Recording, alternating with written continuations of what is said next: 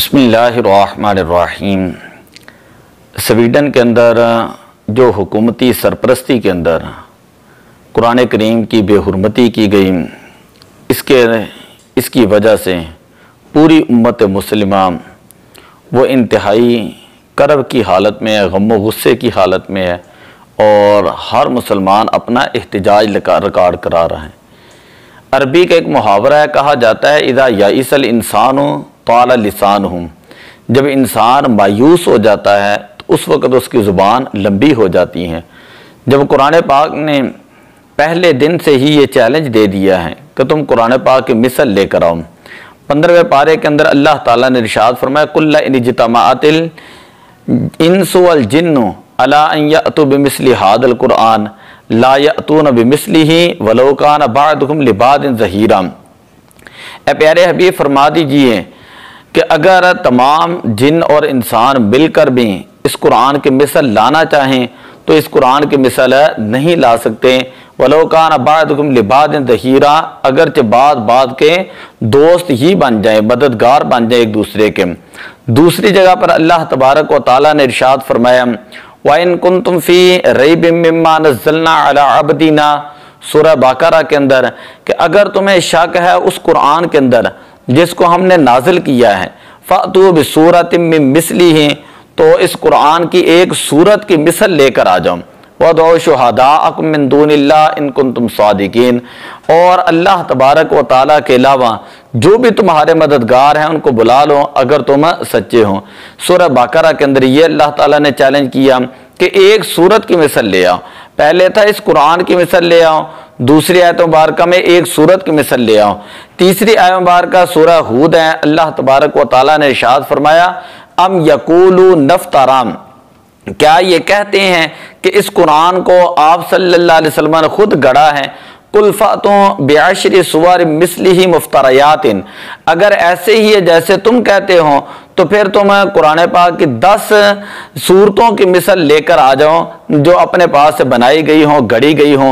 वो तो मन इस्तताअतुम मिन दूनिल्लाह इन कुंतुम सादिकीन, और अल्लाह ताला के अलावा जो है जो भी तुम्हारे जो मददगार हैं उनको तुम बुला लो, जहाँ तक तुम्हारी ताकत है तुम जो है उन लोगों को बुला लो अगर तुम जो है वो सच्चे हो। तो इन तीनों आयात को अगर आप देखें कि अल्लाह तबारक व ताला ने चैलेंज दिया, पहले फरमाया पूरे कुरान की मिसल ले आओ, फिर अल्लाह ताला ने फरमाया एक सूरत की मिसल ले आओ, फिर अल्लाह तबारक व ताला ने इरशाद फरमाया कि 10 सूरतों की मिसल ले आओ। तो ये चैलेंज जो है ये लोग कबूल ना कर सकें, और अल्लाह ताला ने कुरान ही के अंदर बयान कर दिया फ़इल्लम तफ़अलू वलन तफ़अलू, बस तुम ना कर सके हो और ना ही हरगिज़ है क़यामत तक कर सकोगे। फत्तकुन नार लती वक़ूदुहा अन्नास वल हिजारा, तो फिर उस आग से डरो कि जिसका ईंधन जो है वो लोग हैं और पत्थर हैं जो तैयार की गई है कुफार के लिए। अगर वो चैलेंज को कबूल कर लेते तो फिर तो और बात थी, तो अब उन्होंने चैलेंज को कबूल नहीं किया बल्कि महज अपनी तरफ से जो है वो क्या करते हैं, अटकल पच्चू लगाते हैं, हाथु बुरहानकुम इन कुंतुम सादिकीन। अल्लाह ताला बार बार ये कह रहा है कि तुम कोई दलील ले आओ अगर तुम सच्चे हो। ये तो कोई बात नहीं होती कि जब दलील ना बने तो आप जब कुरान पाक को जलाना शुरू कर दें, जब आपसे एक जुमला भी ना बन सकें तो आप कुरान पाक की बेहुरमती और तौहीन करना शुरू कर दें। तो किसी ने कहा था कि कौले मोहम्मद कौले खुदा, फरमान न बदला जाएगा, बदले का ज़माना लाख मगर कुरान न बदला जाएगा। तो कुरान पाक जो है ये अल्लाह तबारक व ताला ने अपने प्यारे हबीब अलैहिस्सलातु वस्सलाम को ऐसा मोजज़ा दिया है कि आज 1400 साल से ज़्यादा अरसा गुजर चुका है।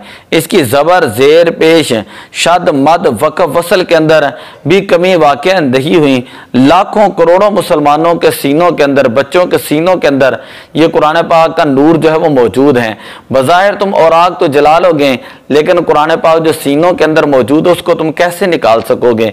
तो इसलिए कुरान पाक क़यामत तक रहने के लिए आया है, क्योंकि अल्लाह ताला ने खुद फरमाया इन्ना नहनु नज़्ज़लना ज़िक्रा व इन्ना लहु लहाफ़िज़ून, कि बेशक हमने इस कुरान को ज़िक्र को नाजिल किया है और हम ही इस कुरान पाक की हिफाजत करने वाले हैं। अब तुम्हारा एहतजाज, तुम्हारी जंग, तुम्हारी लड़ाई जो है वो डायरेक्ट अल्लाह ताला के साथ है, वो हमारे साथ नहीं, अल्लाह ताला के साथ जो है वो तुम्हारी बाहरी लड़ाई है। मुसलमान का हक ये है कि वो इसके खिलाफ आवाज़ उठाएं और स्वीडन जो है इनकी जितनी मसनूआत हैं उनका जो वो बाइकाट करें और हमारी गवर्नमेंट जो है वो इनका सफ़ीर जो वो मुल्क से बदर करें, मुल्क से निकालें, इनके सफारत खाना बंद किया जाए, अपना अगर कोई सफ़ीर वहाँ पर है उसको वापस बुलाया जाए। दुआ अल्लाह ताला मुसलमानों को उनका खोया हुआ वकार अता फरमाए। वो मुअज़्ज़िज़ थे ज़माने में मुसलमान होकर और हम खार हुए तारिके कुरान होकर। आज उन लोगों को ये जुर्रत इसलिए मिल रही है कि मुसलमान खुद कुरान नहीं पढ़ते हैं, मुसलमान खुद कुरान को समझते नहीं, मुसलमान खुद जो है कुरानी तालीमात के ऊपर अमल नहीं करते हैं। तो जब इन्होंने खुद ही अमल ना करना शुरू किया तो वो लोग जो है इनके ऊपर दलेर बन गए। दुआ अल्लाह ताला मुसलमानों को जो कुरान पाक पढ़ने की, समझने की, अमल करने, दूसरों तक पहुँचाने की तौफीक अता फरमाए।